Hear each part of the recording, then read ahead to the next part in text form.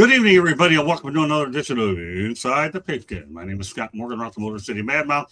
Glad to have you with us tonight. Great crew here. Lucky 7 stands for Stephen Reichel, Candy, Ben Troop, Marvin Paul III, Tom Shanahan, and Mel Farr Jr. are all in the house. Glad everybody with us. All right. Again, congratulations to the Indiana football team for winning. What a great win for the Hoosiers. So with that said, we have a great there's Candy.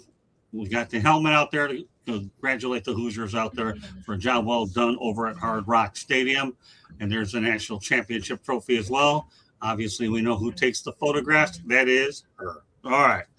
Welcome to Eddie Prather. Let's get to it. This is going to be a show which is rapid fire. We're going to have a little, and Curt Cignetti is going to join us in just a moment. Okay. First of all, only 2 schools to hold undefeated seasons in both football and basketball at the same time. You have Indiana, and this hasn't been done since UCLA in the 50s and the 60s. Indiana, by the way, in 1975 and 6 was 32-0. Well, obviously they were 16-0 this year. So, all right, Stephen, that's just an unbelievable accomplishment by both UCLA and Indiana. You heard that, Marvin? That was UCLA. 1950s. Yeah. Hey. What, we had to go back 70 years to count it, though? Hey, how far do you got to go back to count SC doing that? Oh my God. Okay, I give you that. Now y'all was good in the 50s. Y'all were good in the 50s. I give you that. Thank you. So Stephen, okay, I called on you first. Okay, yes, some thoughts. What? I gotta let the fire stroke underneath me. If they're gonna throw fireballs at each other, let them throw fireballs at each other. Oh, don't worry, they will. Don't worry, they get their Saturday gigs anyways. And I'm gonna tell you we can enjoy it as well. Oh, hold on. Let me tell you, that show's become a classic with these two guys. I swear to God. I seen what y'all did last Saturday. I seen what y'all did last Saturday. Yeah, that's pretty good, these two guys. I've never seen two people that are big hit than these two. We're on to something with these two guys. Nothing but love. Nothing but love. It's a hate-love relationship. You got to love Nothing but love. Nothing but love. All love. You got to love a fellow fullback. I mean, even though he went to another school, you got to love a fellow fullback, even though he went to that other school. Yes, sir. I can appreciate that. I can appreciate that. So now, as far as last night's championship game, I was able to kind of sit down and watch it, and Ben and Marvin can attribute to this. I was calling for Indiana to win the national championship as soon as we got down to those final 4 teams. That's what I thought was going to happen. So. First 16-0 season for a college football program. What Curt Cignetti did, he did it with the cast offs, the people that none of these big programs wanted. He did it with 3-star recruits. There's not a single 5-star recruit on that team. So that's where you have to tip his cap at. His quarterback, Miami didn't even give him a walk-on offer to be there, and that's his hometown. So listen, what Curt Cignetti did with that group of guys, you got to tip your cap to. This is the first time that Indiana has both a perfect season for basketball and football. Only took them to 2026 to be able to accomplish that. But let's not hold on to that. What you have to love what they did. You have to love that the Heisman Trophy winner put the team on his back, put him in the end zone, and gave them the win.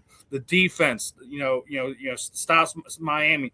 A terrible interception by Carson Beck at the end of the game to kind of seal it away for Indiana. It was a good back and forth game. It's something that as college football fans, as somebody who watched college football, you have to love how that game played out. It wasn't a blowout. It wasn't one team dominating over another. It was a back and forth boxing match until the end. So, hats off to Curt and the Indiana Hoosiers. But let's be real. I don't think it's going to happen again next season. It could. They still are retaining a lot of people, but I don't think they're going to get lightning in a bottle and get back-to-backs. So we'll see what happens next year. All right, Candy. Yeah, I mean, hats off to both teams because it was a defensive battle in the first half, and then in the second half, the offenses kind of came a little bit alive. Uh, Indiana went in there, and Indiana was blowing out the previous two opponents in their bowl games, and they didn't go in there and blow out Miami. Miami didn't let them. The defense held through. Yes, Carson threw an interception in the last at the end there. Uh, call it whatever you want. If you want to call it miscommunication, whatever. But Miami went in there as an underdog, and I know they were playing at home, but they went in as an underdog, and they didn't do that bad. Like I said, they looked a lot better than some of the other schools for the other bowl games that Indiana has played against. But I thought it was a good game overall, better than some of the other previous games. But you got to give hats off to the Big Ten. Now they've won 3 in a row. All right, Mel. Yeah, I think Marvin and Ben can appreciate this. I mean, they won 16 college games. That's a lot of games. I mean, the NFL season used to be 16 games long. That's a lot of games, and they never slipped up. Now, everybody's acting like, they had a bunch of misfits. They're the Bad News Bears. They got Gloria Estefan playing quarterback or something like that. No, these are scholarship players. These people have pride. The stars don't mean anything. The stars, all they do is, they give you the eye. That's the eye test. Like USC, they look good getting off the bus, but once they got in between the white lines, UCLA handled them. It's the same. All stars are. It's the eye test. They look good. They look good on film. They look good getting off the bus. But what you can't measure is a person's heart. In Indiana, they have a lot of heart. Those guys played with a lot of heart. I played with a lot of guys in high school. They weren't the biggest, they weren't the fastest, but boy, I tell you what, those were some of the toughest SOBs you'll ever want to meet.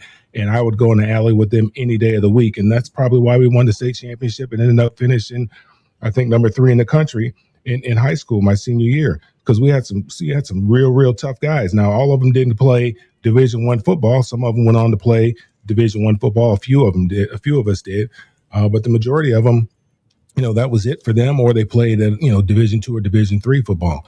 But Indiana, what they did is remarkable.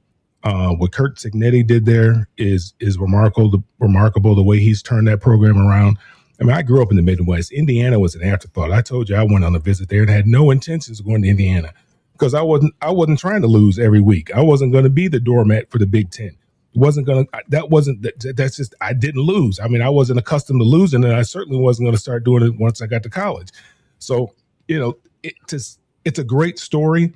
I'm glad that Indiana won. I think Marvin and I both picked Indiana. I think Scott and Candy were homers, and they bet with their hearts and not with their minds and not with their eyes, what they saw out there in the field, and they chose Miami. But I think Marvin and I agreed that Indiana was the best football team I've seen all year. But for them to do what they did, not lose a game all year long, never miss a beat, is incredible.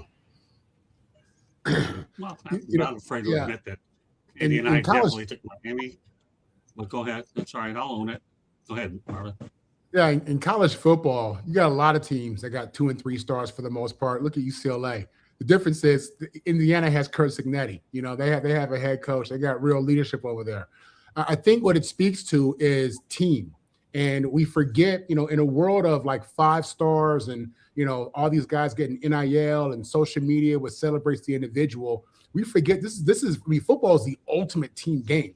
You're starting 11 guys on defense, 11 guys on offense. You got 11 guys on special teams, different special teams units. You got sub packages on offense and defense. You play a lot of guys.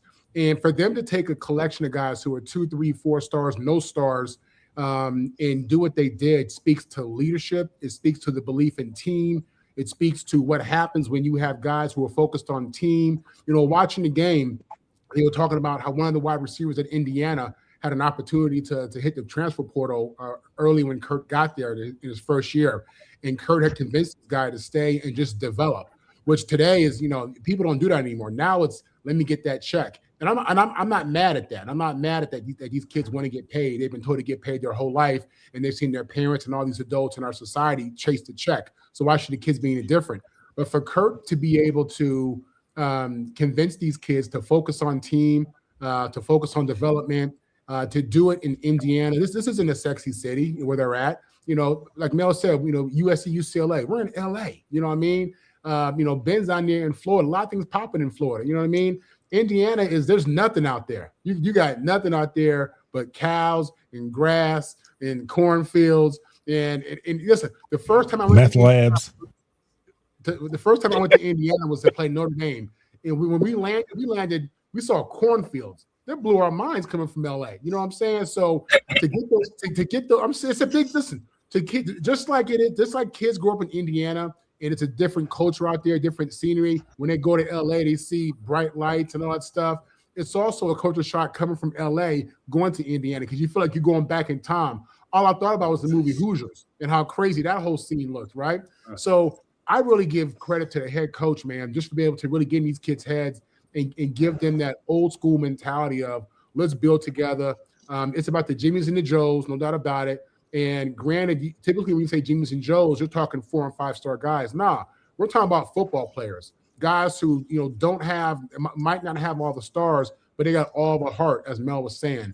And you put that together on a team full of 100 young men, and you convince them to stick around and build something special. That's a special situation, man. It really is. It's an old school approach, and I was rooting for Indiana really just because I wanted to see the school out of nowhere come in here and do something. I want to see the perceived underdog.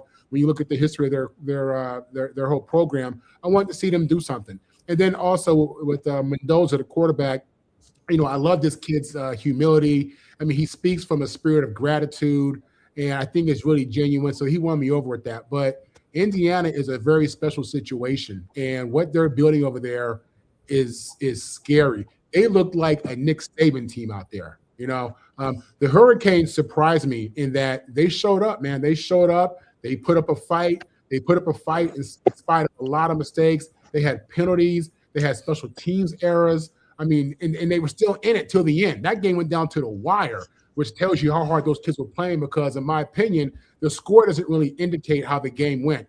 In my opinion, Indiana was kicking their butt. The inside run, the back shoulder pass. Miami couldn't stop a nosebleed, but they were in the game. So it was, for me, I thought it was a really good game. I liked the back and forth. I liked the fact that Miami fought.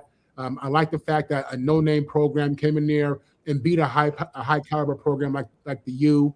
And I thought it was a great event, a great scene, a great game for true football fans. All right. By the way, Ken, a shout out to you as well. I appreciate you being a new subscriber. So we appreciate you very much. We give you the shout out. You're the hero tonight for even mentioning a comment like that. We're all obviously looking to get as many new subscribers as we can. The more Kens out there, Ken and 7C, then in the eyes of Bette Midler, did you ever know you're my hero? There you go, Kenneth. There you go. A little Bette Midler. And we'll turn over to Tom.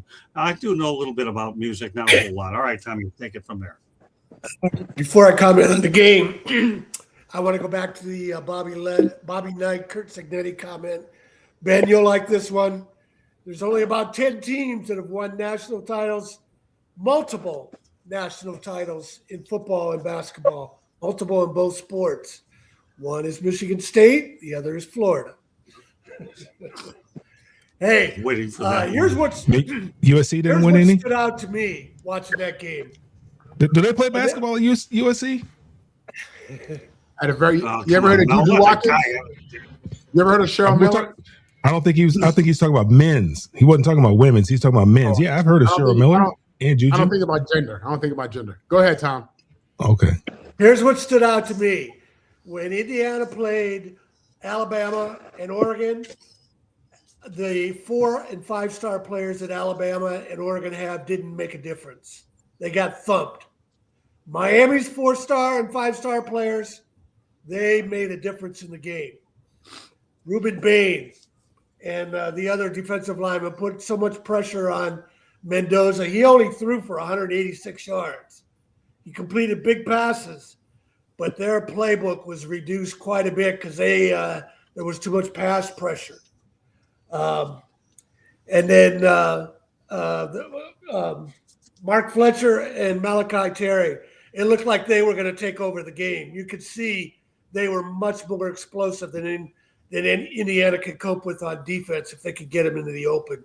So the 4 and 5 stars were about to make a difference in that game. What happened? James Madison transfer, 2-star, I think, out of high school. Mikhail Kamara gets by a poor block. I don't know if you guys watched that punt return the punt block play.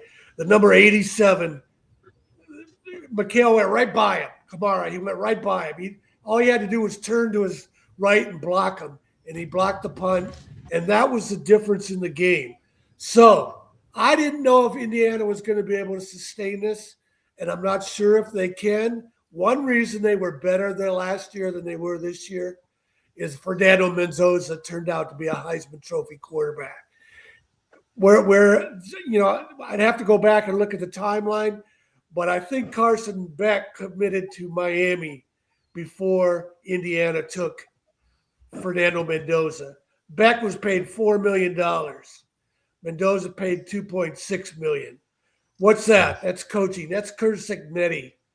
Well, Indiana hanging in there when they were about to get overrun by Fletcher and Malachi Terry. They come up with that block punt because they were so disciplined, and they got by a poor blocking by Miami.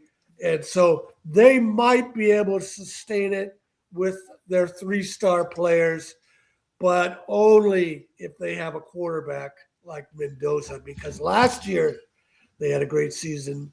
They were in the playoffs. Their quarterback was a good player, but he was just a kind of a routine guy, transfer from Miami of Ohio, was more experienced than anything else.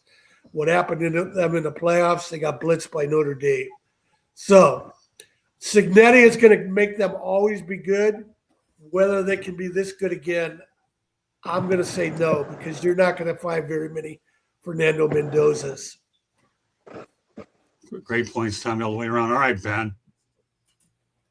I mean, the one thing that stood out about this game was that everybody keeps talking about was Miami didn't think that Indiana could take a punch, because most teams that say, dude, we just punch them back. But Indiana told Miami, dude, have you seen our schedule? Do you see who we played?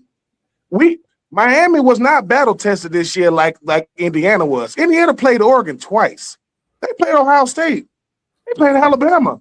They played some of the schools that everybody had slated to be, college football final. But I think Mel and Marvin make a good point. Do not let that $1 million happy-go-lucky Johnny, smile of Mendoza. Mendoza do not like Miami because of what they told him. He went to Manny Diaz. Manny Diaz like, nah. He went to Mario Cristobal, who went to school with his daddy, by the way. He told him, nah. And this is why I knew Miami wasn't going to win. Miami thought they could skip the line. Miami thought, hey, man, we ain't never won the ACC, but if we got enough money, we can skip the line of going to Charlotte and just go straight to the national championship. All right, but you still going to lose, because I believe that a team like Miami, they got to get it differently. They ain't dealing with the same money and resources that Indiana has. Has NIL made it even for a team like Indiana? Yes, but Curt Cignetti understood one thing. No one's going to care if you don't win it all. If you don't win it all, it's going to be a really, really good story. He said, we got to win it all. Isn't it ironic that the quarterback for Indiana is from Miami and the cornerback that got the game-sealing pick is from Miami? Both of them from Miami, which means they wanted to be a Hurricane. They wanted to play in Florida. So for me, I was not surprised with last night. The only Hoosiers we know is a coach named Gene Hackman, who was a movie coach, Michael Penix and Antoine Randall L. You couldn't tell me another Indiana Hoosier. I couldn't tell you anymore. But for one night, Curt Cignetti said all the pressure is on them. We playing in their home field. We in Miami. There go Michael Irvin and Ray Lewis and Ed Reed and name them. They got them over there, but they lost. And the reason why they lost is what you just said, Tom. Look, that was punt safe, and they blocked it. Why? Because they trying to get careless. And when they needed it the most, Miami played nervous and Indiana didn't. That Mendoza's touchdown, dude, he took a big hit and he held on to the football. He got hit when he got in the end zone, when he extended. But one of my favorite movies of all time is Predator. And there's a part on Predator, right? When somebody said, when Arnold Schwarzenegger looked at him and said, if it can bleed, we can kill it. That's how Indiana do. If they can bleed, we can kill them. It's going to take 4 quarters to do it. And once again, Miami had opportunities, right? But Indiana said, dude, do you see who we played? Nobody thought we was going to beat Oregon. We beat Oregon twice. Nobody thought we was going to beat Ohio State. We beat them. Nobody thought we was going to beat Alabama, and we blew the doors off of Alabama when we played them. So I wasn't surprised because Curt Cignetti may never get in this situation again, right? But every national championship going back to the end of time had to have a lot of things go their way. Jimbo Fisher went undefeated at Florida State. Did he go back to a national championship? No. And he had Jameis Winston the next year, right? 2019 LSU had Joe Burrow. Have they been back to the national championship since? No. So just because you don't go back, most teams don't even go. Most teams ain't even finna sniff no national championship in no sport. Not football, not basketball, none of that. So I was very, very, very, very, very happy for Indiana because did they shift the balance of power? For one night, yes. But for college football, no, because you know what the powers that be gonna do. You know what they finna do. They finna throw all this money at these players. I want to say Michigan, Ohio State, and Indiana, I think had the highest NILs, if I'm not mistaken, the last 3 years. And look at the result. I'm not surprised. I'm happy for Indiana.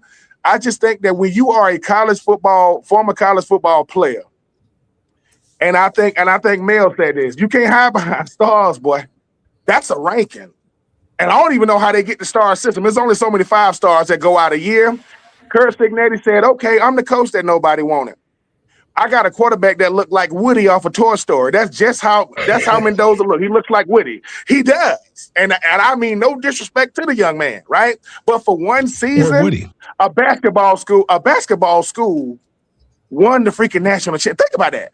Not a football school. Because in basketball, all you need is one blue blood in the tournament and they're gonna win it. Because I remember when it was UConn and San Diego State and Miami, you had all these, different schools. Who won it? UConn. Man, Indiana said, look, we want to know what it's like to go to a place like Florida. Because I know you got teams that done it twice. Only one team has done it 3 times.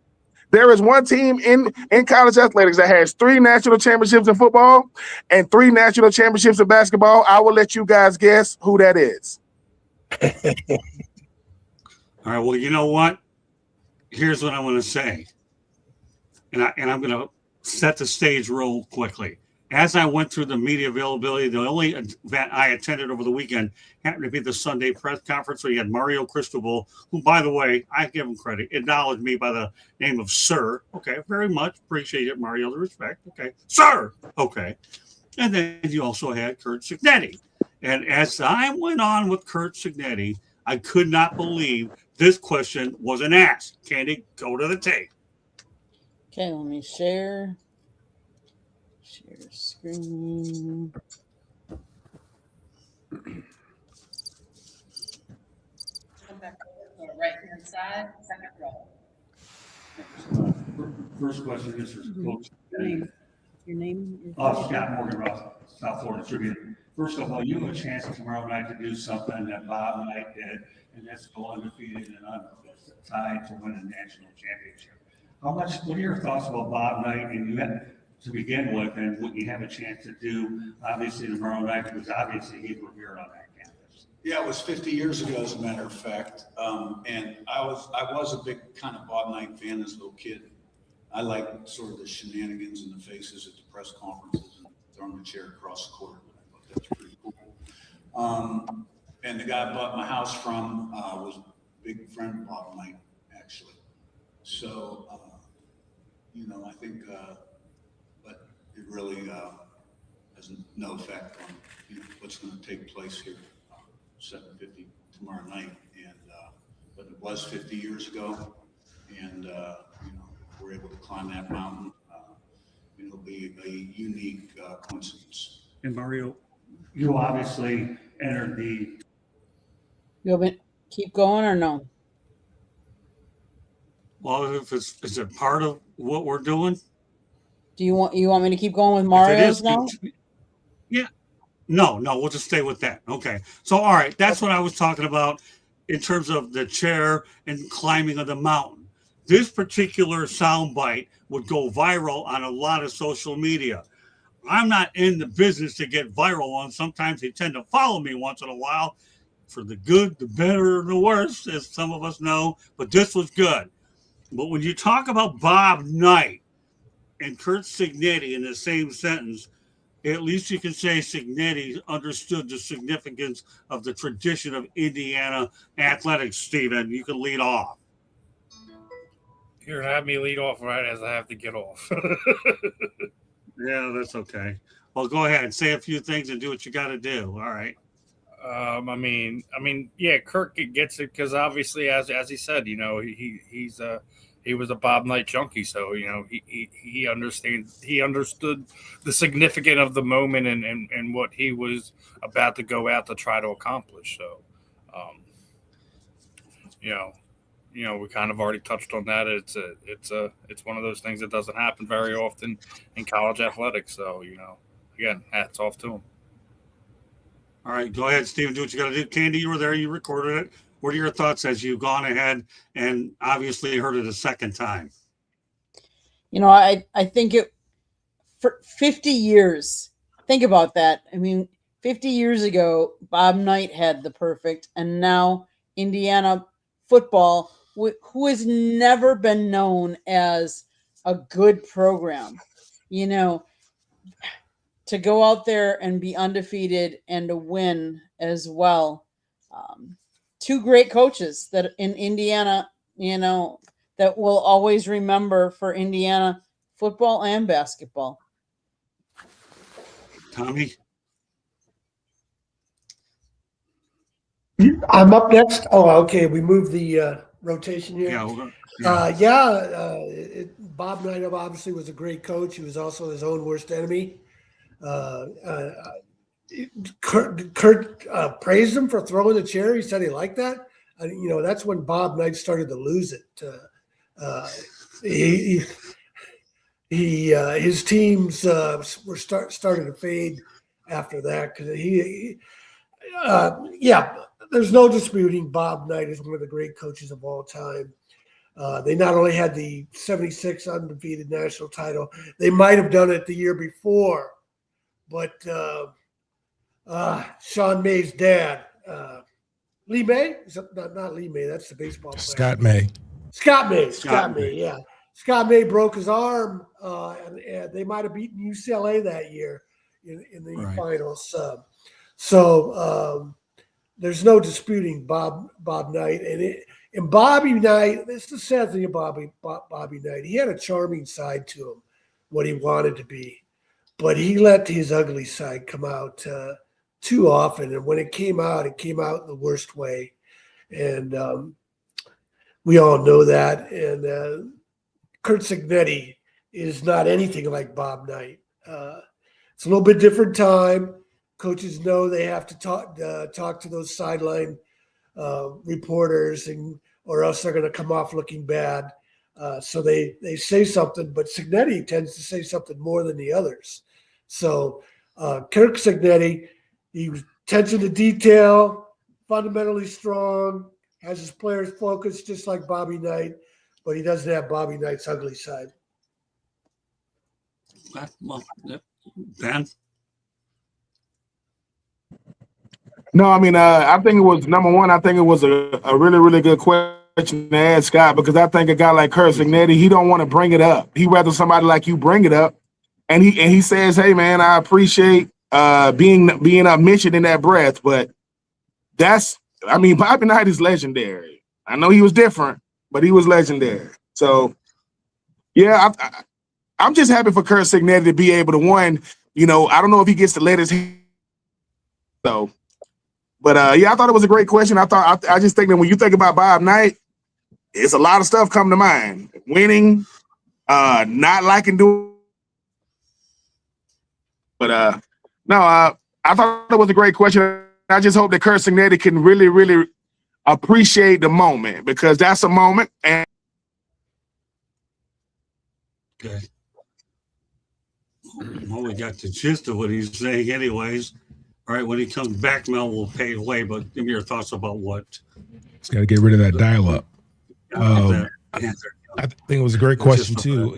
Just thinking about it, and I think Marvin can appreciate it. And I'm looking at the game yesterday, and I can remember the big game that I was in when we were in the Rose Bowl and all that kind of stuff. And it's really kind of neat. And I think he answered the question appropriately, obviously because he didn't want any bulletin board material for Mario Cristobal to go back to his players and say. I mean, he answered the question with a great deal of respect and reverence. To be obviously mentioned in the same breath as Bobby Knight is great, but he hadn't done anything yet at that particular time.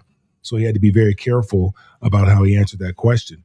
But the opportunity to do the same thing that he did 50 years later is pretty neat. But he had to go out there and do it. The talking about it, that's the easy part. Going out there and accomplishing it, that's the tough part. And they were able to follow up and they were able to accomplish it as well. So that's pretty neat for him. It's pretty neat for the school. And we all know what Bobby Knight was to college basketball when Bobby Knight was Bobby Knight. Like I said, I got recruited by Indiana. We went to an Indiana basketball game. This is before the shot clock. So the whole second half, they did four corners. It's one of those times when, basketball scores might be, 29-20 or something like that. They got up, they got a lead, and they just played keep away the whole second half. I said, you got to be kidding me. You think I'm going to come to this school? This is what they do? I said, no. I was still surprised, though, as I was asking the question before, nobody got to it. But then when I saw it, I jumped on it. Go ahead, Marvin. I think Cignetti is a real class act. I have a lot of respect for guys who have a certain humility within them. And listen, this is the same guy that says, Google me, But, I take that as him being honest. And I think when you're honest about the situation, I don't take that as arrogance. I take that as confidence and just telling the truth. It is what it is. To be mentioned with Bobby Knight is something that he should feel good about, just to be in the same sentence. Listen, Bobby Knight coached, 50 years ago? Not 50, 40 years ago, whatever it may be. In the 80s for the most part, I believe. And his name still gets brought up. There's been a lot of coaches since Bobby Knight. You don't hear their names, but you hear his name because of the impact he had in the game and the sport and with some of the greatest players. I don't agree with choking players out, but listen, I can respect an old school dude. I can respect an old school approach, especially in a day where I think these guys are a little spoiled, but it is what it is. So yeah, I think Cignetti is just a real class act. I think it's a blessing to be mentioned with a guy like Bob Knight. And, I think this guy has a lot more winning to do. You can't put your hands on these kids nowadays. Let me tell you something. I was impressed with his temperament as I got to know him during the press conference and getting my opportunity when I did. Ben, was there something you wanted to finish off with that before we go on to the next topic, or you feel that you summarized everything pretty well? No, I got it. Quarters, Ben? You need some quarters for your internet? Yeah, look, if you I'm trying to tell you. I be trying to tell you guys where I'm at. I mean, Mel, we'll pitch in for a prepaid card for you, so you can get some more minutes on it. I am in. Think about the deepest, countryest town you ever been in, and I'm in a more country than that. I'm over here on AT&T, baby, and I don't even know if AT&T is down there. What's that stuff that Elon Musk got? You got to get that satellite. We'll get one of them things over there. I don't want nothing Elon Musk got. What is it? Starlight? Star something? All right, Mel. Okay, leave him alone. All right. No. Anyways, back to you, Ben. Do you ever get everything? All right, come on, Mel. I'll give it to you in a few minutes. I got it all out. I'm good, man. I got it all out. All right. I'm good. Okay, good. All right, let's talk about the massive offensive line. That obviously there were 4 players over 6'6", 325 pounds. And this being for Miami, we talked about the big offensive line. Left tackle Markel Bell, 6'9", 345. Right guard Yanez Cooper, 6'6", 345. Right tackle Francis Maliagua, 6'6", 335. Left guard Matthew McCoy, 6'6", 325. And, of course, you had center James Rockermeyer. He was 6'3", but he was 295. But it really didn't matter because Indiana ended up winning the game 27-21. All right, Ben, what are your thoughts about the big offensive line that amounted to nothing when it was all said and done because the Hoosiers came away with the win? Ben? Hold on. Wait a minute. I heard some of that of what you were saying. All right, you want me to go over all what part did you pick up? No. I heard 6'6", 325 pounds. I heard that. The Miami offensive line size matchup against Indiana. That's what he's asking. Yeah, that's all you need to know. Go ahead, Ben. Look, listen, Miami offensive line was man looked like an NFL offensive line. The problem was Indiana didn't care. They was like, yeah, man, y'all look like Miami. The problem, once again, Indiana is looking at Miami like this. Look, dude, if y'all dominate us, that's what's supposed to happen. The problem is, though, and you know this, Scott, it didn't happen that way. I mean, you 6'6", 320, 6'6". I mean, that's impressive, but I just think that sometimes, you know, when the guy in front of you is not cooperating, saying, hey, man, you know we Miami, right? We know. You know we're supposed to dominate y'all, right? Yeah, but we didn't get the memo. So I would want to know what Ohio O-line average. I want to know what, you know, Penn State O-line average, because they probably been seeing that stuff all year. So once again, I'm just super duper impressed with Indiana for the simple fact that they didn't blink. And Scott, I don't know if you, Candy, was right there and right there in person, because from where I was looking, man, it didn't look like a mismatch. I know they was looking like Tarzan, but they wasn't playing against Jane on the other side, man. Indiana was like, bro, we got to win this, because there's gonna be much to do about nothing if we don't. If we come in here today and it went the other way, you know what everybody's saying? Indiana is a fluke, just like 2025. They're a fluke, but they weren't, or 2024, whatever. So 6'6", 325 only matters if you win the game. 6'6", 325 just means you a big dude that got pushed around by a smaller dude. That's what happened last night.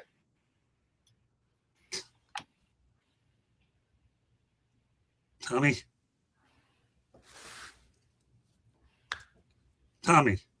it's your turn. My turn? Mm-hmm. Yeah. Tom. Yeah, sorry about that. Yeah, it's your turn, Hey, Tom. you know, Curt Street was talking about how they were moving That's okay. around their defense. Curt Street was talking about how they were moving around their defensive linemen, and again, this goes back to the coaching. Their guys were in the right spot, and I watched a lot of Indiana games. And Aiden Fisher, the linebackers, Aiden Fisher and Isaiah Jones, they were always in the right spot. They were always making the right read, whether it was a run or a pass, a screen, something over the middle. That's coaching. They were overcoming the 4 and 5 stars and getting their 3-star players to play up a level. And not every coach can do that. And not every coach is going to be able to do that every year. And the other thing, I was just looking at the stats, the tackles. You know, you saw some of those plays where D'Angelo Pond, the little 5'7", 5'9", 176-pound corner, he ran around the end of the tackle and nobody saw him coming and made a tackle in the backfield. So again, they knew how to compensate for the size difference because their leading tacklers were all defensive backs.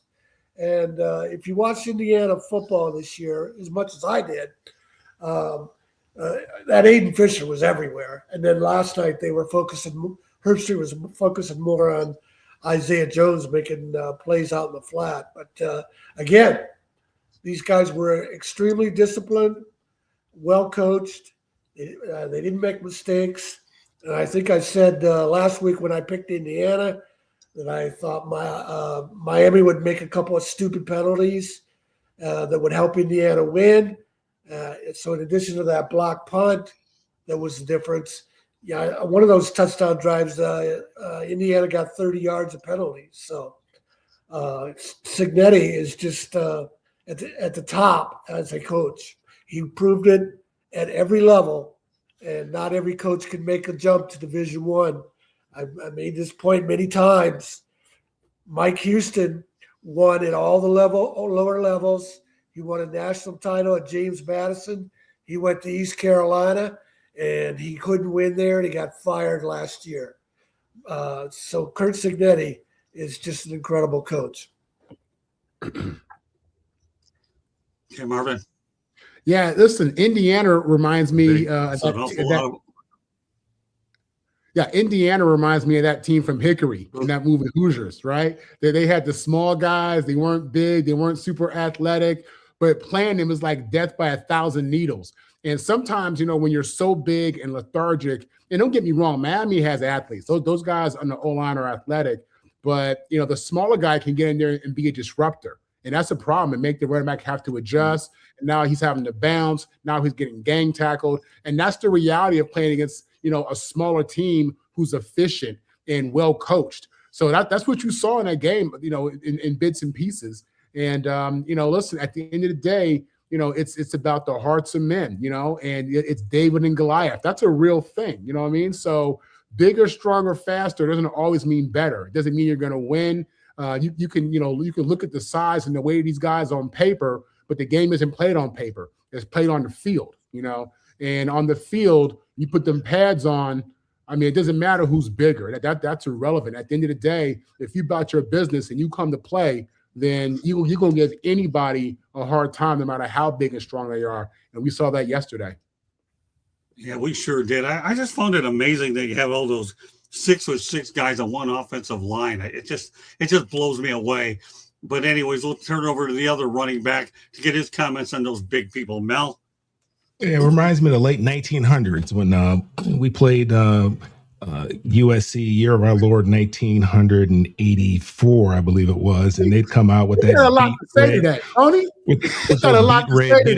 beat red and mustard uniforms, and here come the little old gutty Bruins. I mean, they look good in their uniforms. They look good with the beat red and the mustard pants and the black cleats, man, and they look good. They be spatted up, but here come the little gutty Bruins. Our jerseys didn't quite fit right, pants kind of big and sagging. But they knew after that first whistle, after that first kickoff, they were in for a dogfight. Vince Lombardi once said, we always, and Tom probably can appreciate this, and he probably knows this about my high school coach, we always had themes for every year. And so one of the years, he was a big Vince Lombardi guy. And one year, he said, life's battles don't always go to the stronger or faster man. But sooner or later, the man who wins is the man who thinks he can. Now, I'm not saying that Miami didn't believe that they could, but that, Indiana's been battle tested, and they knew, you could see it in their face. They knew that they were going to win. And I'm not saying again that Miami didn't believe that they were going to win. They were out there. They tried their hardest, but obviously Indiana believed it a little bit more than Miami did. That's why we got such a good game, because you had two teams out there that really believed they could win, but one believed that they could win more than the other one, and made one more play, as Curt Cignetti said. He knew they were going to make some plays. As long as we make one more play and come out victorious, they'd be the victors, and that's what ended up happening. Okay, Candy. The two plays that decided this game were the punt that was returned, the mistake on the punt, and then Carson throwing the interception at the end. Those two plays are the two plays that made the difference. If you're playing in the playoffs, if you're playing in the championship game, you have to play mistake-free ball. You can't overcome those little mistakes because you're playing against a really good opponent. And let's face it, there's a reason why Indiana was ranked number 1. Miami went in as the 10th ranked team. Country, everybody said did they really even belong there? I think Miami proved they belong there, but it also showed that they had some spots where they didn't play mistake-free football. And I think that's what you need to do to win a championship. It's got to be mistake-free football. Steven? You're muted, or I can't hear you. The line didn't matter. You could have rolled Giants out there, and they still would have gotten beat. Like, it doesn't matter how big you are; it means nothing. It's about how much do you want it, and what your skill set is. Obviously, despite having fee-fi-fo fun that there as their offensive line, it didn't mean anything. So, okay. All right, here's a few little lighthearted notes here. Miami fans should thank Mark Richt, because there was a photo of him with a young Malachi Tony. Plus, he also donated a lot of money to get the football indoor facility built. So I don't know what you know about this one, Steven, but Mark Richt, I'll tell you what, before they got that indoor facility, they used to play outdoors all the time, and it was brutal. And Candy and I have worked in that place, Candy, and that's quite a place, isn't it? It is, yes. A very nice place that they built there, the indoor facility. It's where they hold their pro days and stuff like that. That's where we've been. Any thoughts of that real quickly, Steven? about Mark Richt? Don't I get guess so that excited, means no. Steven. All right, go ahead. Yeah, don't get so excited. All right, that's okay. He's got other things to be excited about. I'll let him use the energy later about all the other stuff we got in the works. Go ahead, Mel. Mark Hey, Richt. that's great. He's giving back to the program. I think Marvin, you donated something to a USC, didn't you? They got like a special hot tub or something like that. The It wasn't $1 Marvin million. Powell the third hot Not $1 tub. million. Huh? It wasn't $1 million like he gave. Right, it was a hot tub. One of those inflatable ones. I gave what I could. That's all. Hey, I Mel, understand. let's stay on point, Mel. Okay. But anyways, yeah, Mark Richt is definitely a guy who obviously had a great run over at Georgia for a while, and then came back to his alma mater and helped him get that indoor facility, and not forget the fact that he played there as well many years ago under Howard Schnellenberger as well. So, Mark Richt, more power to him. And this photo that I saw with Malachi Tony was just cute because he's able to relate to the youth, let alone the fact we all know that Malachi Tony is one heck of a young player. All right, so with that said, we'll turn over to Marvin. Yeah, I got a lot of respect for Mark Richt. Really great guy. Never met him, but just, I remember him as the offensive coordinator for Florida State. And obviously he's a UM alum. And, he loves the school. And a school like UM that has such a new but proud tradition. And I say new because they became relevant to me in the 70s, whereas a lot of other schools were winning championships 100 years ago, literally. They came when UN came on, they came on fast in the 70s, especially in the 80s and 90s and early 2000s. They should have top facilities. The problem they have at UM is they don't have a lot of space. Coral Gables is a small area. If you've been out there, there's not a lot of land to build on. We have the same issue at USC. We have the little bit of land that we have, and we do what we can with it. So, kudos to him for doing that. What a blessing for him to be able to put up so much money for his school. And again, when you recruit, well, first of all, in South Florida, they have so much talent, and they have talent coming into that school to visit on a constant basis. So you want these kids to see top-notch facilities, because when they go to Ohio State and they go to Notre Dame and they go to USC, maybe not UCLA, but when we go to certain schools, you're going to see great facilities. So just in the competition of it, the recruiting of it, you have to be at a certain level. And I think it speaks a lot that this guy wants to put his own money into his school and give them a facility that is a first-class facility. So, yeah, great story, man, and you want to see more of that. Tommy? Yeah, they brought him back, and he coached at his alma mater, and he's just always loved the school and wanted to do something for it. It's a great story. I know every time the lottery gets up to $1 billion, I buy my tickets. And my plan is always to donate something to Michigan State and Ferris State in my hometown, but I haven't won yet. Well, speaking of Malachi Tony, let's talk about the game that he had real quickly. The kid's only 18 years of age, and in the championship game, he had 10 receptions, a touchdown, and 122 yards, and he gave his team a chance to win. So Malachi Tony, we got to know him a little bit earlier in the year at Candy.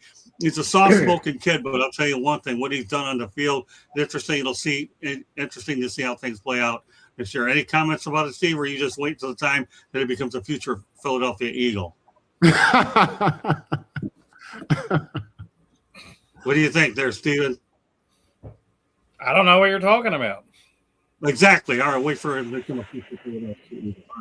Ben said his internet's kicking his ass. He's sorry, brother. That's right. Tell him not to worry about it no more. We're good. Tell him it's okay. We'll see him next week. Okay, Candy, go ahead. Over the course of the year, Malachi's had 109 receptions for 1,211 yards, 10 touchdowns. As a freshman, he has brought a ray of light and an energy about him to the game and to the team. Kudos to him for putting the team on his back and, trying to, get through and help his team however he can. I remember we actually saw him first in spring, the football game. He couldn't play in it.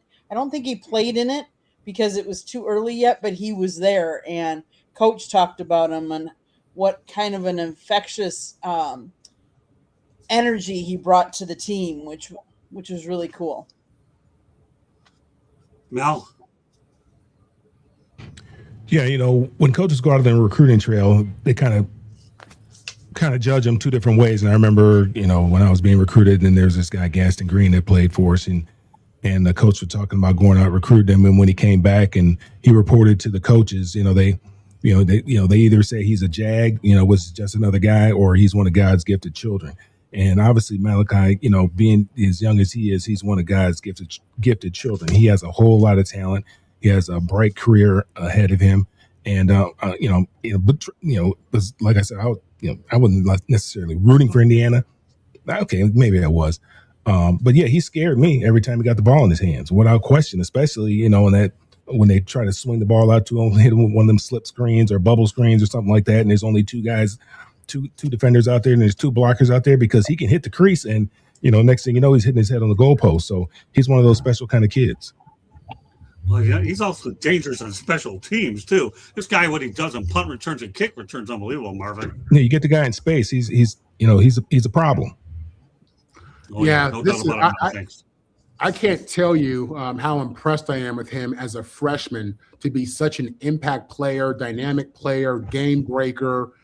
This kid is dangerous. I mean, and he's not a big guy. He's not a big guy at all. He's slithery. He's tough. He's fast. He has good hands. He can catch the ball. When he's competing with a DB for it in the air. I mean, he's really right now. He plays like he's a senior headed for the NFL draft. What you hope for a guy like that who's so young and so successful is that he can continue on doing the things it takes to be great. He can continue to challenge himself and push himself, because right now he is already one of the best players in the country. If he was draft eligible, he'd be a top 10 pick right now. I believe that, just because of his ability to separate and to make plays. You saw him take a handoff. He had a running touchdown. I mean, he's catching the ball in space. He does it all. He's super dynamic, man. And again, I remember when I was a freshman, I wasn't ready to have any kind of real impact. I played one play the entire year of my freshman year, one play. This kid is really him and the running back. I mean, they're the heart and soul of this team in regards to playmakers. They rely on two guys for the most part, even though they have other skilled guys. And for him to play in that game, in the national championship against a historically great team, and to have the impact he had, he's already, and this is saying a lot, he's already on the list of the best receivers at Miami ever. And they got a long list of guys. Yeah, I'm not saying he's at the top, but I tell you what, he puts together a sophomore season that's anything close to this, then he'll be close to that top. And again, there's a long list of great receivers. I'm talking about just at the college level. So he's phenomenal, highly impressive.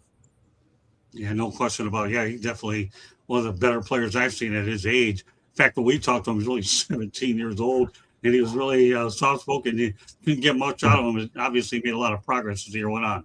Tommy? Yeah, like I said earlier, Mark Fletcher and Malachi Terry looked like they were going to take over the game with their talent. 4- and 5-star players are still going to be dominating college football.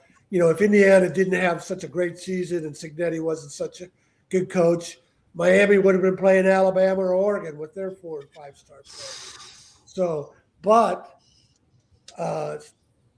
Indiana got that block punt, and then I thought Beck was going to drive him down for another score, that Fletcher or Terry was going to break off a play. But what happened? Cignetti's defense disguised that coverage. Kirk Herbstreit gave it a good analysis that the quarterback went under because he knew he had a safety behind him, and he was able to pick off the ball. That's not going to happen with all the teams. And so, yeah, Fletcher and Malachi Terry were freshmen, great players. They were also playing their 16th game of the year. So they were developing. They were more like sophomores. And Marvin, I'm going to come to your defense a little bit. When you were a freshman, you didn't have fifth-year seniors in front of you. Guys stayed 5 years. The redshirted as a freshman and stayed 5 years. And if they only stayed 4, it's because they were NFL draft picks. So that's a big difference, too, why you see more freshmen. Absolutely. All right. So I'm going to throw this fact out there. It's only a fact, and we can proceed accordingly unless somebody wants to say anything about it. But Indiana became the 14th since the inception of the national championship game in 1998 to play for his program's first national title. The other ones prior were Virginia Tech in 2000, Oregon in 2011, Oregon in 2015, of course, Indiana yesterday. Anybody have any quick thoughts about that fact? Listen, in the day and age of college football with NIL, it is so impressive that they can go out there and bully a team like Ohio State, who had a payroll of over $40 million. Oregon's payroll, absolutely over $35 million. Again, you brought it up in the first part of the show, these 4 and 5 stars. A lot of these stars, their ratings sometimes are really off, but a lot of them are not. I mean, Oregon is loaded with talent. Alabama is loaded with talent. Ohio State, forget about it.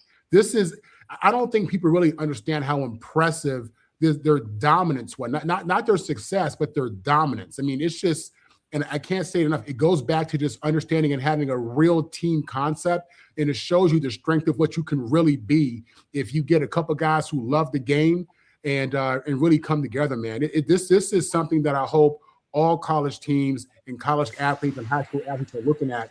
I think it gives a lot of coaching points for youth coaches, high school coaches, when they talk about team and how important it is. And you're going out there playing against, you're David going up against a Goliath. That's every night in Friday Night Lights across the nation. You have a lot of high school teams and even college teams that are playing bigger schools, man. Indiana has really did something that I think a lot of schools are going to look at and study. And it'll be very interesting to see how they're viewed even years from now in this NIL era, having no stars and not having the biggest payroll, but being dominant. Okay. Anybody else want to add to that, or we'll shift over to the NFL? Okay, I know Steven will get him back in the show now. So Jarrett Stidham, obviously his revenge game in the AFC Championship game. He takes over for Bo Nix. Sean Payton actually said Stidham is capable of starting for a number of teams, and obviously know that Nix is out for the rest of the year. Some thoughts, Steven, about Stidham? You think he's capable? You like what his coach had to say about him? Well, that's what his coach is supposed to say about him. You're always supposed to sit there and say that your backup can perform as admirably as your starter.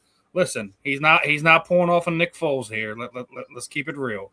We're on the cusp of watching a rematch of the Seattle Seahawks and New England Patriots. It was a nice story in Denver, and it's about to come to an end. It's unfortunate how it happens. It's terrible that the play before the last play of the game, he winds up breaking a bone in his foot.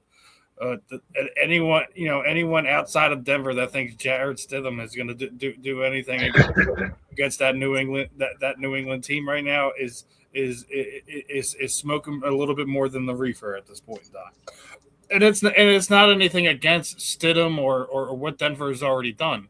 When you lose your starter and you have no time to put together something to put this kid in a position to potentially win the game, they're not a run heavy offense. It was a nice balance between everything, and I don't think Jarrett Stidham is going to have enough tools in his tool belt to overcome what the New England Patriots defense is going to throw at him. So, I mean, I don't think they're going to get blown out of the water or anything like that. But the Broncos fan, they're thinking that he's gonna put a couple wins together and they're going to have another Super Bowl trophy in their stadium. They got another thing coming for him. All right, turn over to Candy. The person who I feel bad for is Bo Nix. I mean, on the second to last play of the game, getting injured, but what a comeback! What a win for them, But yeah, now for Jarrett Stidham to go against the Patriots, do I think they can win? Absolutely. Let's face it, we've seen more parity in the league this year, and we've talked about it. Any given team on any given Sunday. Now, it also depends on how it goes, how well he gets coached up this week. He hasn't, played for them, but could they win? Hey, anything's possible. Tommy? Yeah. Hey, Steve, first of all, Nick Foles had a lot more experience going into that game. Right? Tons more experience. Yeah. Tons more. It's not even a comparison. But it's not just that. It's when Carson went down. He had multiple games in the regular season where he did perform well, and Right. then even if you look in that playoffs, he didn't turn it on until that NFC Championship game, and then all of a sudden everything was clicking, and he had that offense humming. And they also changed the offense to conform to what Nick was good and what he was bad at. They don't have the time to do this in 3 weeks to put everything together. Nick Foles had that advantage. He had the experience, all of that. Yeah. So, I don't expect anything out of Denver. I got interrupted there and lost my train of thought to getting back on screen. I wanted to finish up with a comment. Nick Saban was crying about how the Big Ten's paying guys to come up, like Julian saying left Alabama, and all these other guys that are going north for more money than the South can't play. What a hypocritical statement to make, because one of the reason Saban left was because the reason Julian Saban left Alabama for Ohio State was because the coach he came to play for, Saban, retired. And Saban and Kirby Smart have had such a huge advantage because they had 4 or 5-star players on second team. So for him to be crying about the Big Ten has more money and they're going to get more talent, it's so hypocritical. And I'll say this one more time. I've said it many times. Nick Saban never won a Big Ten title. He was there at Michigan State for 5 years. Mark D'Antonio won 3 big titles, his first one in his 3rd year. If you think I'm going out there and giving Nick Saban any sympathy, no. Period. Yeah, Right. talking about you can't get guys to stay in the South. He had guys from Hawaii coming to play for him because so many players, they followed each other on social media, and so many players thought, oh, the only way I'm going to make it to the NFL is if Nick Saban coaches me. So, if anything, the NIL money has broken up that thought pattern. Yeah, I really feel bad for Nick Saban. Stay on game day already. Be done with that. Because that's his biggest, loudest platform. That's what he has. More power to him. All right, Mel. Yeah, well, I want to make one more sickening comment go about ahead. Saban. ESPN, they're promoting all this money they donate to schools. And there's Saban, a billionaire in himself, holding a check for school for like $5,000. Give me a Oh, don't worry. I got a teaser for you guys in a couple weeks. We're going to talk about Nick Saban in the National Hockey League, but I'm waiting until we get back from the Senior Bowl. If you guys want something to laugh about, stay tuned. We'll talk about him with the Nashville Predators, but not tonight. Go ahead. Anything you want to add to this other current topic, though? You already said Stidham. All right, go ahead, Mel. I mean, he's a professional. He's been around the league for a long time, Jared Stidham. And something like Nick Foles could happen. I mean, we've seen it. We have seen it before. The thing that that Sean Payton should be upset about is why does he have him running that play that he had him run on the second to the last play? Why are you doing that? Why aren't you just taking a knee or whatever the case may be, or give it to the people who run the football, who get paid to run the football, as opposed to having your quarterback go over there and fall down awkwardly and somehow or another he ends up breaking his ankle. But Jared Stidham, I mean, it should be interesting to see what happens. He is a professional. I'm pretty sure Sean Payton will have him ready. I mean, he's a quarterback guru. All the pundits think so highly of him and what he's done with Bo Nix and stuff like that. And I finally realized why I don't like him so much. It's because all the pundits they just gag on him, and I just can't. It's just sickening to me. So we'll see. We'll see how great of a football coach he is. Everybody says he's a great football coach. We'll find out. Great points, Mel, all the way around. Appreciate it. Go ahead, Marvin. Yeah, to pick up on what Mel's saying, my thoughts are if anybody can get this guy ready, I would think it would be Sean Payton. Sean Payton's a former NFL quarterback. He's been around a lot of good offensive coaches. You see what he did with Drew Brees' career. And, believe me, he's been getting this guy. He's been prepping this guy and getting him ready. The issue they're going to have is when you look at Bo Nix and that Denver offense, think about how many plays he has to make running out the pocket and just sidearm. He throws the ball sidearm at an angle. Like he's making so many great plays because of his athletic ability. That ain't Stidham. That's not Stidham. And I think that speaks to maybe a breakdown in that offensive line protection, whatever it may be, that Bo Nix is always having to make these spectacular plays, which he does. So I'm expecting a game plan, obviously built around Stidham's skill set. They still have players, guys. They have players on Denver's offense. So we'll see what happens. It wouldn't be shocking to me for them to win this game at home at all. I wouldn't be shocked. I don't expect it, but it wouldn't be shocking at all. So we'll see. Well, I've seen crazier things happen in the NFL. Let me go back to a couple things. Once upon a time, Dick Vermeil lost a quarterback by the name of Trent Green. What happened? Kurt Warner. I've seen crazier things happen. Am I putting Stidham in that category? No. But I'm going to go back to what Mel and Marvin said, okay? Sean Payton knows what he's doing. Give him a chance to see what he can get out of Stidham. And I can say another thing about Stidham, don't have a lot of wear and tear on his body because he's been carrying a clipboard. And we'll go from there. Yeah. There you go. Frank Wright. Oh, he's one of my favorite people. That's what I'm saying. Beat him a few weeks ago. Yeah, you guys listen. Stidham's been in the league for 7 years, so and being on that sideline, you learn something. You build your knowledge and level of awareness. So he's a pro. Don't be shocked if he goes in there and has a game. Don't be shocked at all. I wouldn't bet on it, but don't be shocked. Well, here's the thing. Let's put a hypothetical. 3 more topics. Show moving at a great pace, by the way. Just say he does have a game and they manage to win. Just done. Then he has at least a couple weeks to get ready for the Super Bowl, and that's a different animal to begin with. We'll leave it at that. Let's continue the rapid-fire format. And then we're going to talk about the first career playoff win for Sam Darnold, Seattle's first NFC title game since 2015. Steven, some thoughts about a couple of firsts that have taken place up in the Pacific Northwest. We're starting off with Sammy, and we're talking about with Seattle. Steven. Well, the Team Dark Side in that defense ain't no joke. I said it Monday. I don't care if the Eagles did find a way to beat San Francisco 49ers. They were not beating that defense out there in Seattle right now. And if I'm the Rams, I got more problems than a little bit right now because Sam Darnold and that team can play ball in that stadium. That defense is lively. If they continue to play the way they're playing, there's no doubt in my mind that they're going to be hoisting the Lombardi Trophy in less than 3 weeks. Candy?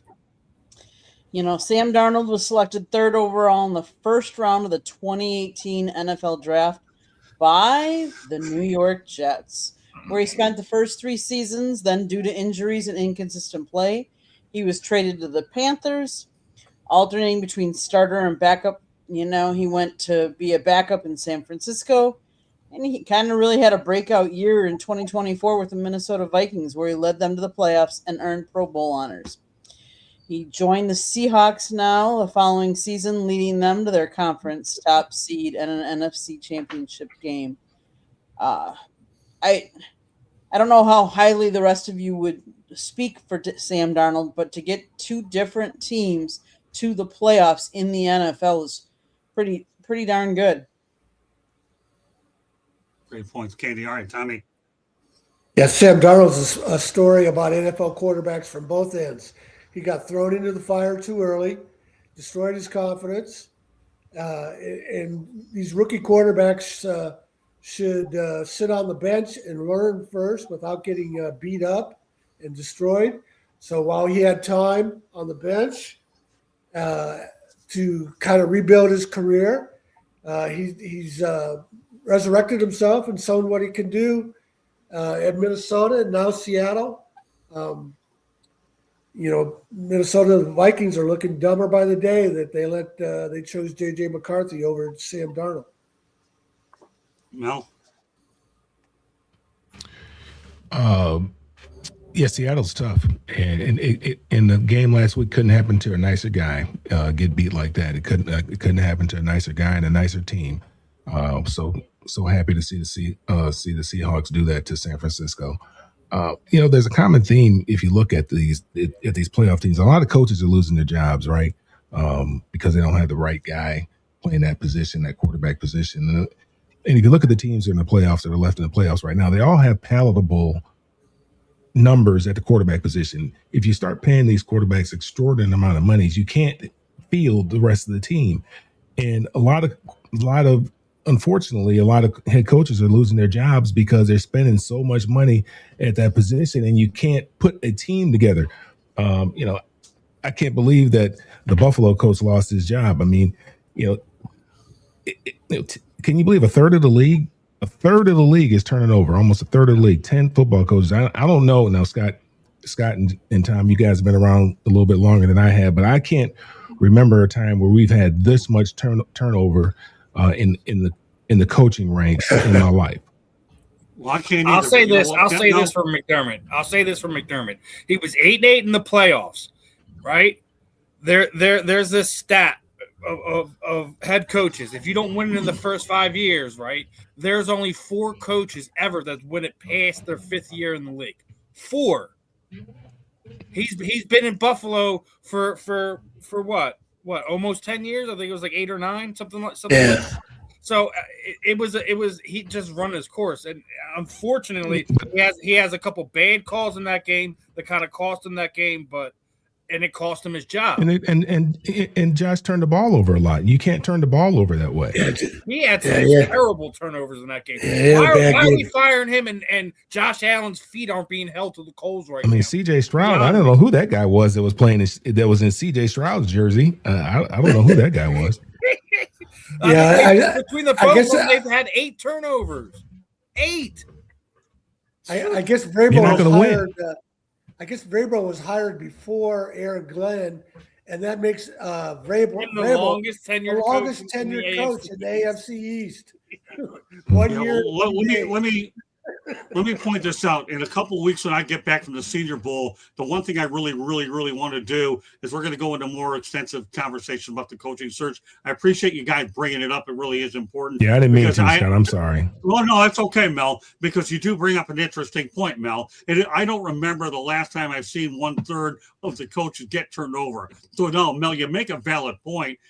But in an effort to try to keep things rolling and confined to what the agenda is here, playoff football, both on the college and pro side, I will reintroduce this topic in about 2 weeks after I get back in town.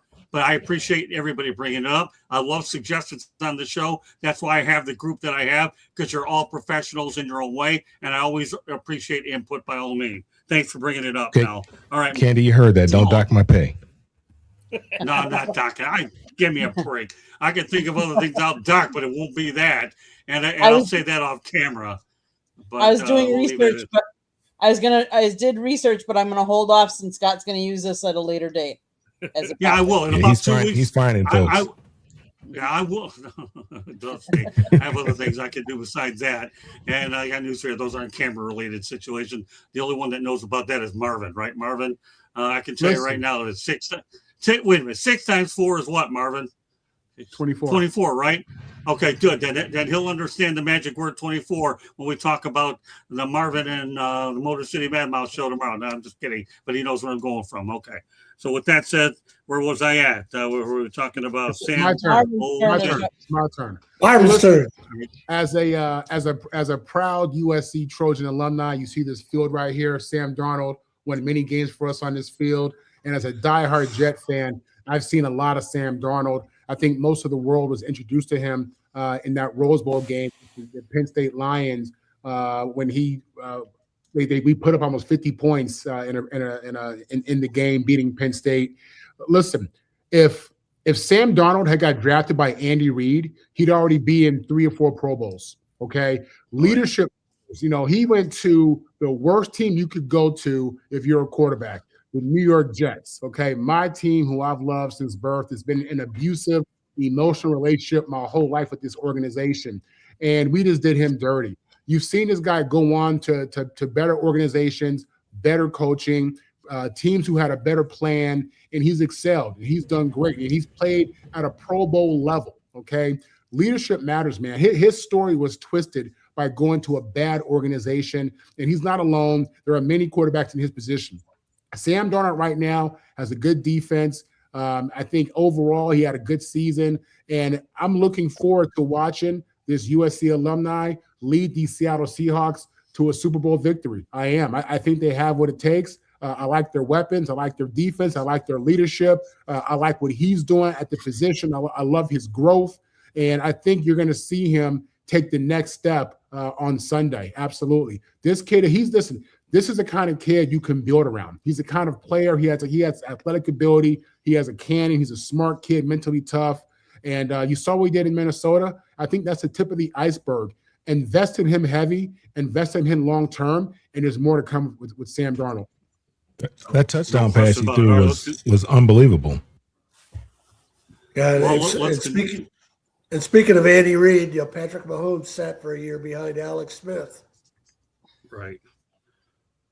Well, give me a show to talk about how many players should sit behind other players. That'd be another story for another day. I love all the topic ideas. You get these written down, Candy, because we got the records, we got quarterbacks that should sit. Of course, you have a million of them in Green Bay that always do.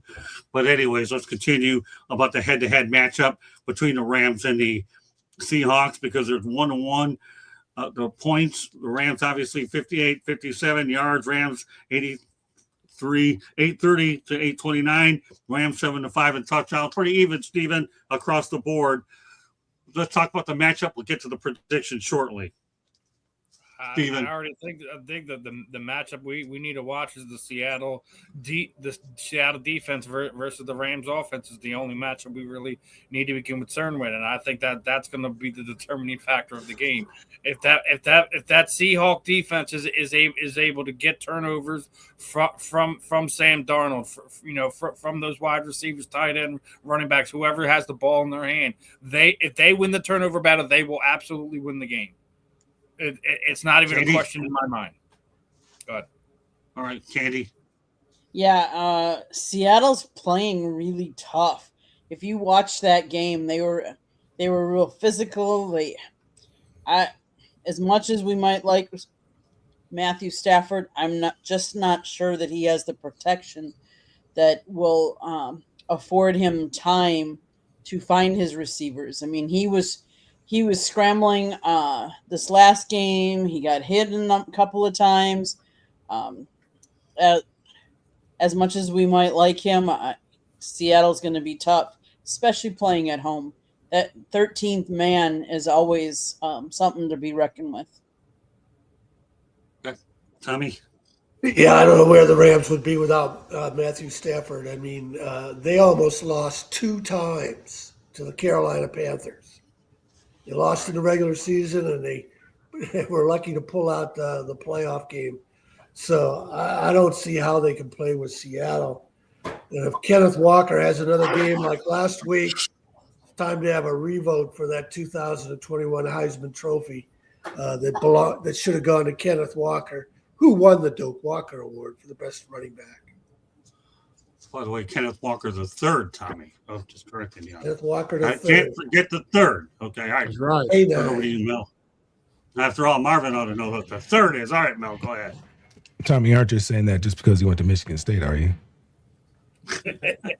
That's because I saw him so much. Yeah, exactly. It's tough. I mean, obviously I'm cheering for the Rams, but that's going to be a tough game for them. I mean, you look at Seattle. Seattle's a very good team. I think the difference this week versus last week, they don't have Caleb Williams. They don't have somebody that can run around in that pocket, and even Bryce Young, somebody that can run around who's mobile back there in their pocket, like Caleb Williams, like Bryce Young. Sam is more of a stationary individual. You're not going to have to worry about those type of spectacular plays. Now he can get outside the pocket and buy some time and throw the ball down the field, but he's not going to do what Caleb did, run back 30 yards or whatever, and then heave one up and the guy comes down with it in the end zone. He's not capable of doing something like that. But it should be a very interesting game, but it's going to be a tough game. I can tell you that. Very evenly matched. They're 1-1 on the season. They play each other often. They know each other well. It's one of those games where, whoever turns the ball over the least is probably going to be is more than likely going to be the victor in this game. It's just they got to make sure that they do everything right. Don't make a lot of mistakes and don't beat themselves. That's the key. They can't beat themselves. We know Sam is still dealing with that oblique injury. I have to believe that he's still dealing with that oblique injury, But I mean, he played lights out last week. Like I said, that touchdown pass he threw in the left corner of the end zone was unbelievable. I didn't know he had that kind of stuff in him. And I told you, I've said it before, I've never been a fan of him. But, you know, watching Seattle play, watching him the last couple of years when he was in Minnesota and also watching him here in Seattle, you know, I have a different opinion of Sam Darnold. Okay, Marvin. Yeah, listen, the matchup here is the future Hall of Famer Matt Stafford, probably future MVP of the season, go up against this 12th man, because they matter, this 12th man and the Seattle defense. Stafford has two really good receivers out there with Nuka and Adams, and I want to see how they defend these guys. I want to see if they're going to pressure, if they're going to blitz Stafford. But this is going to be a classic matchup. If you love football in regards to being a chess match, then this is the game to watch, because Stafford's going to have his hands full. But if anybody can go on the road in a playoff game and do something against an elite defense, it's a guy like Stafford who he's been playing so long. I mean, he has all the tools, he knows all the tricks, he's seen it all. But again, Seattle's playing this amazing defense right now, so that's the matchup. When the Rams are on offense and Seattle's on defense, that's when you need to get your popcorn.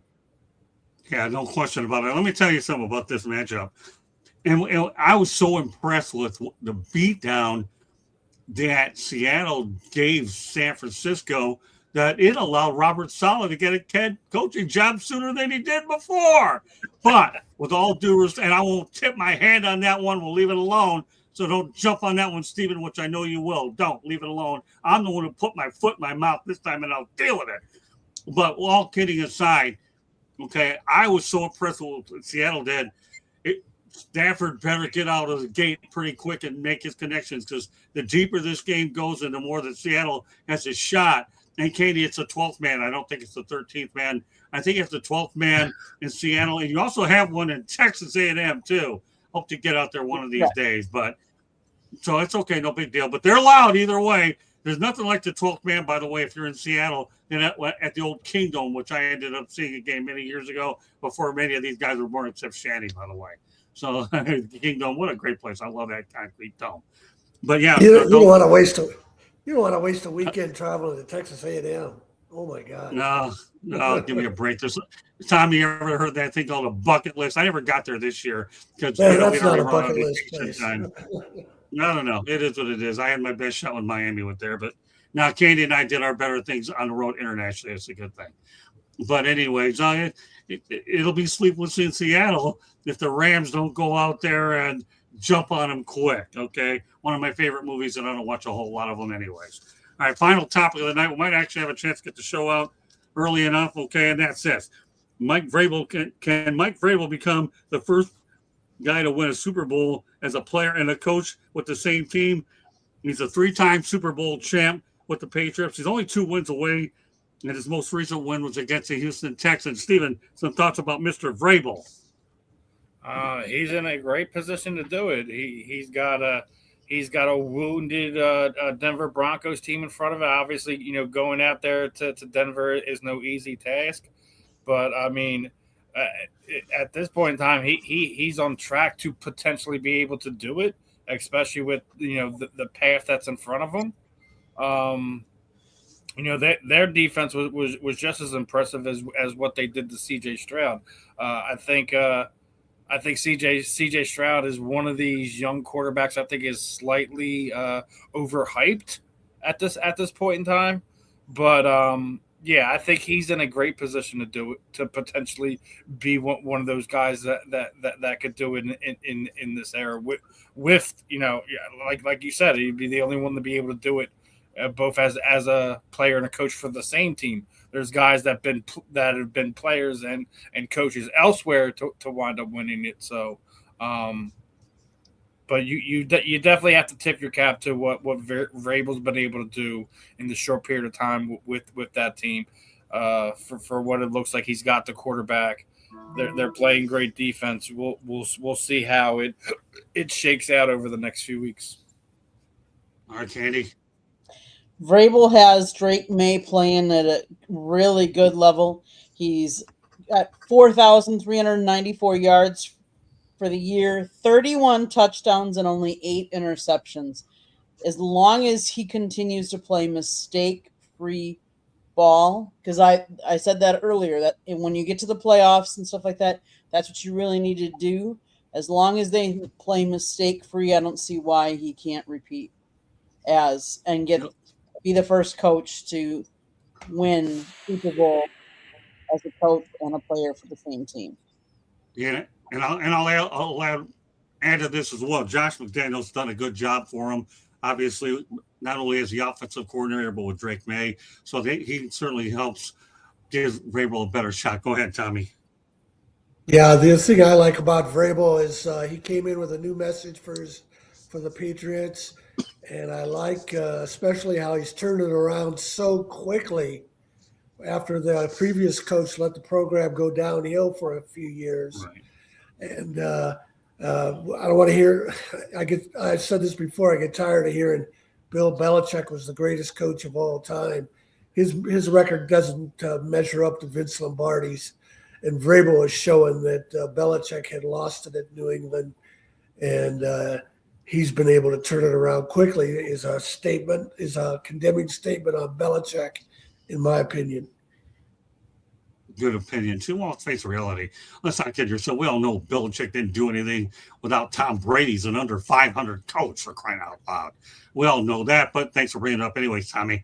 All right, by the way, Tommy will be on tomorrow night's edition of the Sports Exchange, and we will have time for a Shanahan report after we get done with predictions, Tommy. So think of one off the bat if you haven't already figured it out. All right, you'll have a few minutes to go ahead and prepare. All right, Tommy. All right, go ahead, Mel.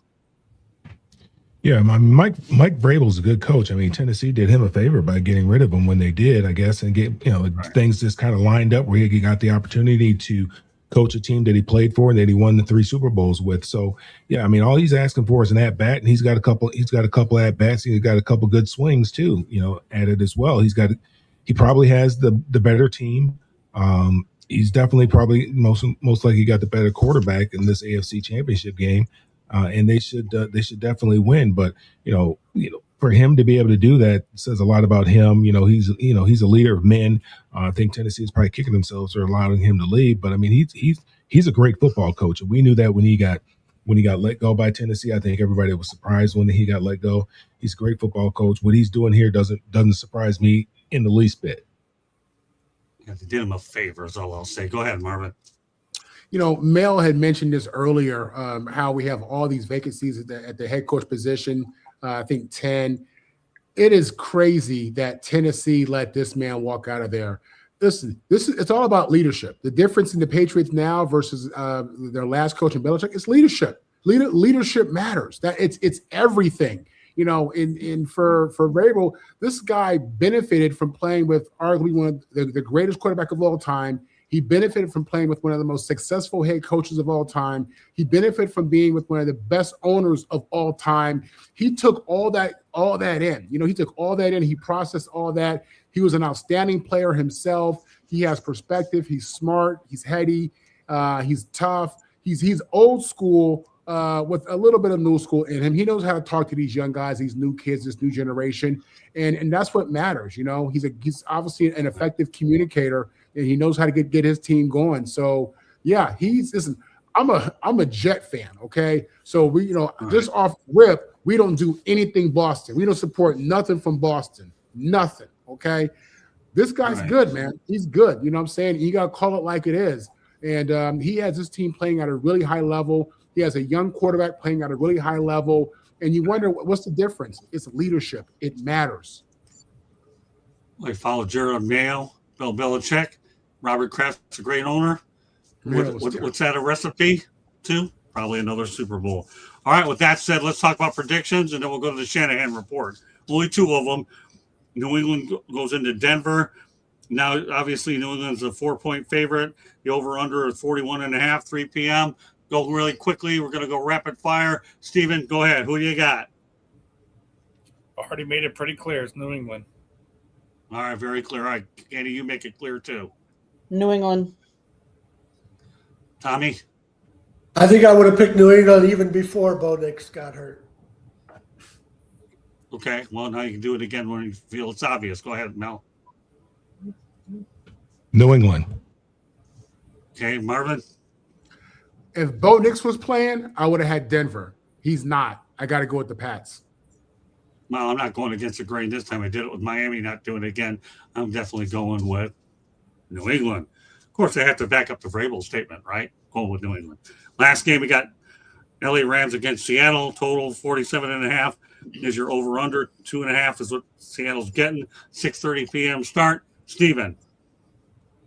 Seattle. I mean, like I said, I made it clear. You know, I love what Matt Stafford and the Rams have done this year. I believe he is the league MVP, but their song ends in Seattle. It does not continue back to San Francisco. Candy. Seattle. Tommy. Seattle. The only question is if they thump them like they did San Francisco. Yeah, no question about it. All right. Mel. Los Angeles Rams. Ah, Okay, that's fair enough. Got to have somebody different. Okay. It's Oh, got to be right. yeah, Mel's different for sure. Mel's different. Yeah, hey, give me Sam Darnold all day. Yeah. Seattle. Yeah, I'm going to go Seattle too. All right, well, I'm also going to the Shanahan report, and Tom Shanahan's going to give it to us. TomShanahan.report. Twitter is Shanny4055. The story I have on my website, and I also sent it to you, Candy, to post on the South Florida Tribune, is about Notre Dame receiver who is transferred to Michigan State. He was behind a couple of veteran receivers at Notre Dame, and Notre Dame was more of a run-oriented offense. And then Notre Dame brought in two, can you believe this? 2 5-star transfers, both from Ohio State.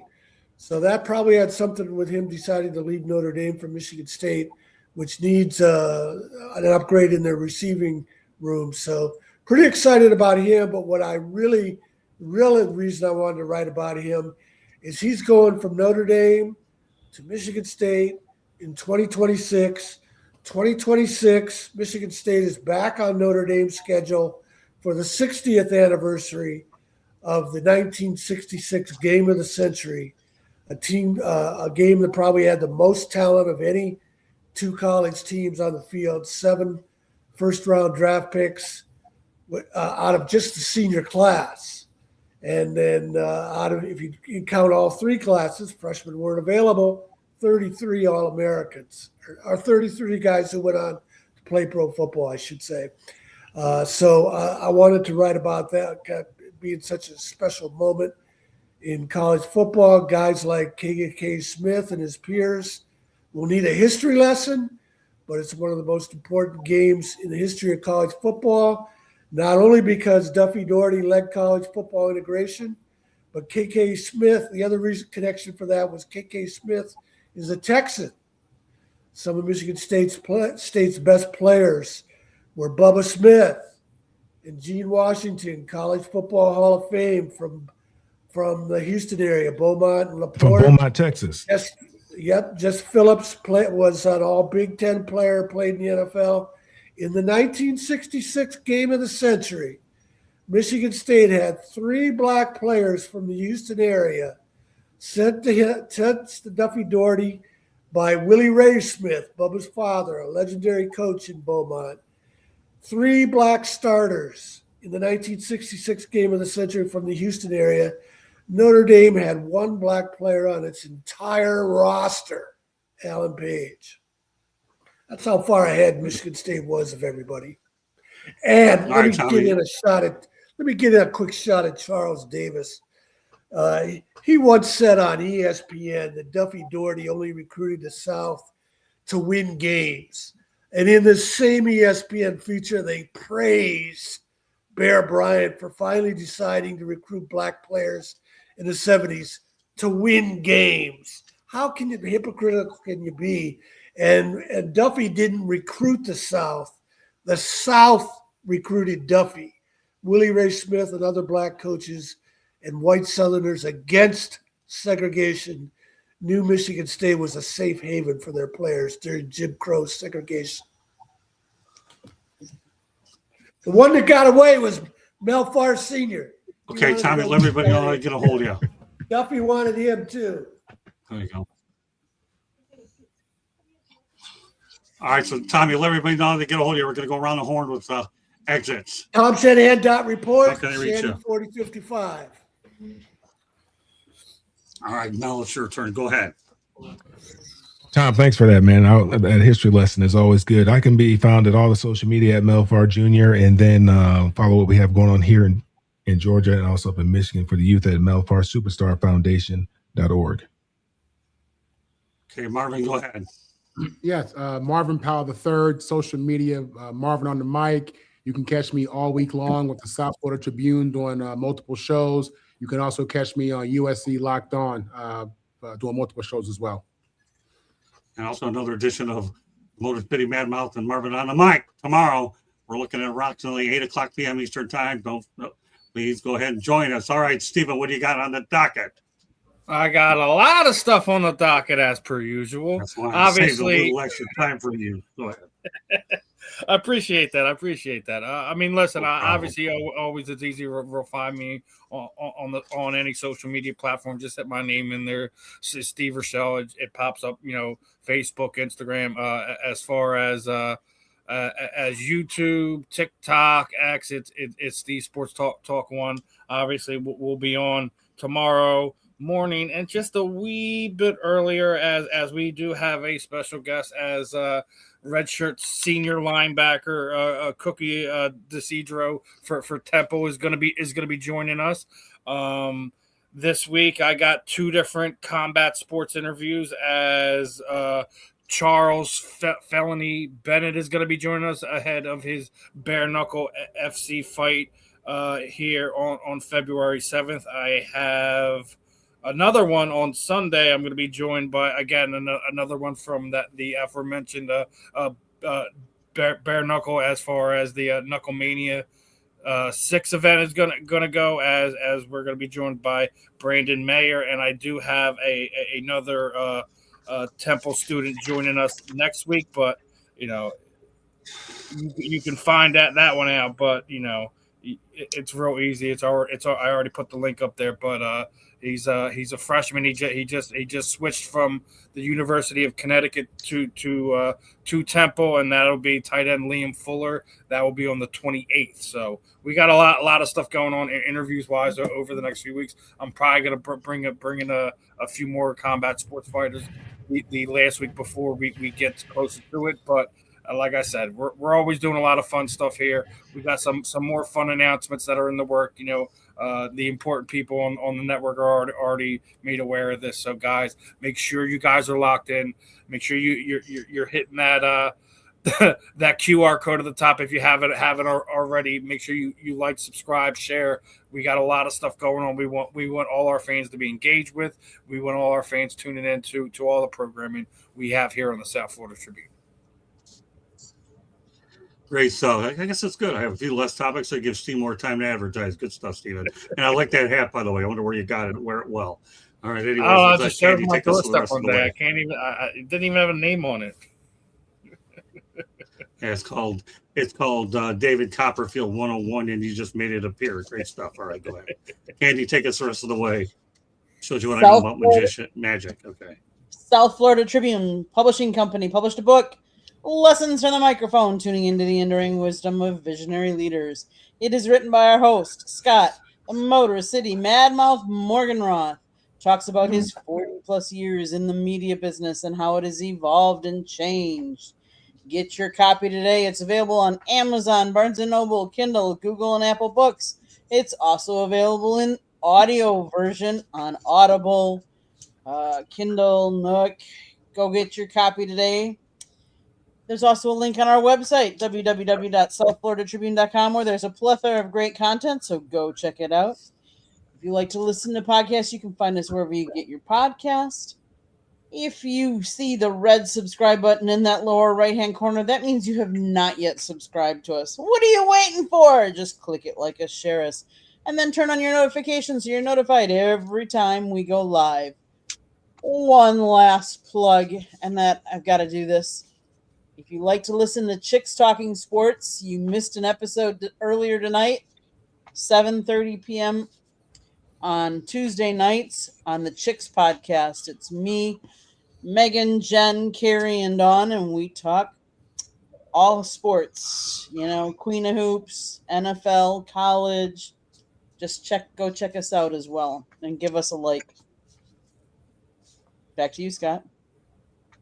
All right, tomorrow night on the network, doubleheader.